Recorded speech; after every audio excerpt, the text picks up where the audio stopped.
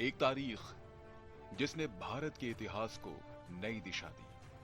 प्रधानमंत्री नरेंद्र मोदी ने digital India की शुरुआत की। एक सपना जिसमें हर नागरिक को तकनीक से सशक्त बनाना था। आज 10 साल बाद यह सपना हकीकत बन चुका है।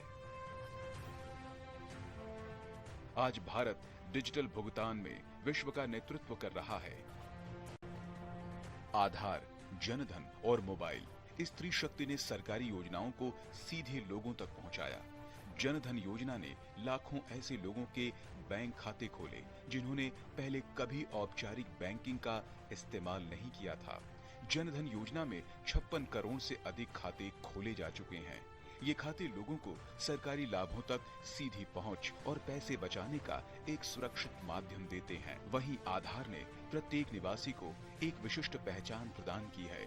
अब तक कुल मिलाकर 142 करोड़ से अधिक आधार कार्ड बनाए जा चुके हैं, जो यूपीआई सहित कई डिजिटल सेवाओं की रीढ़ बन गए हैं। वहीं डीबीटी के जरिए अब तक 44 लाख करोड़ रुपए सीधे खातों में पहुंचे, जिससे बिचौलियों की भूमिका समाप्त हो गई है। जो सरकार का मूल मंत्र रहा सबको साथ में लेने का, उसमें आरबीआई और फाइनेंस मिनिस्ट्री की मिलकर के भूमिका, तो बैंक का क्रेडिट का एक्सपेंशन, क्रेडिट को ब्लू इकोनॉमी से जोड़ना, ब्लू इकोनॉमी को पोर्ट लेड इकोनॉमिक डेवलपमेंट से जोड़ना, तो सारी उस अर्थव्यवस्था के ताने बाने को इस तरह से बुनना कि अंतर्राष्ट्रीय स्तर पर हम एक रोड मैप खड़ा कर सकें और अपना फुटप्रिंट छोड़ सकें। आभा और डिजिटल हेल्थ इकोसिस्टम ने स्वास्थ्य सेवाओं को आम लोगों तक पहुंचाया। जैम और ओएनडीसी जैसे प्लेटफॉर्म ने लाखों छोटे व्यवसायियों, महिलाओं और कारीगरों को डिजिटल बाजार से जोड़ा। देश में 1.8 लाख से अधिक स्टार्टअप्स हैं और भारत अब दुनिया के टॉप 3 स्टार्टअप हब्स में शामिल है। आज ब्रॉडबैंड गांवों तक है। इंटरनेट गलवान और सियाचिन जैसे दुर्गम क्षेत्रों तक पहुंच चुका है।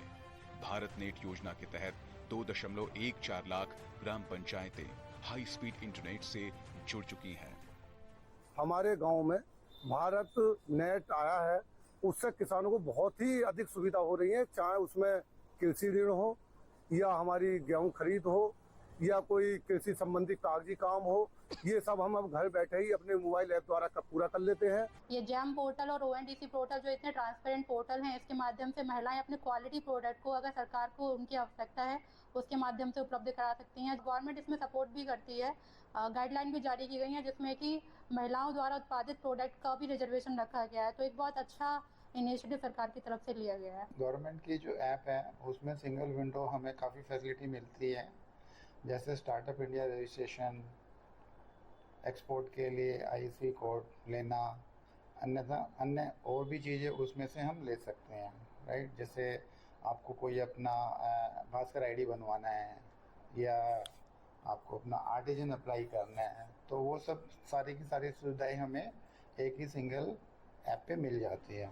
डिजिटल प्लेटफॉर्म जैसे माई गॉव ने नागरिकों को नीति निर्माण में भाग लेने का अवसर दिया है। सोशल मीडिया और मोबाइल ऐप्स के माध्यम से सरकार और जनता के बीच संवाद बढ़ा है। डिजिटल इंडिया सिर्फ एक योजना नहीं, बल्कि 140 करोड़ भारतीयों के संकल्प की कहानी है। आने वाले दशक में आर्टिफिशियल इंटेलिजेंस, सेमीकंडक्टर्स और टेक्नोलॉजी में भारत वैश्विक नेतृत्व की ओर बढ़ रहा है। Bureau report, DD news.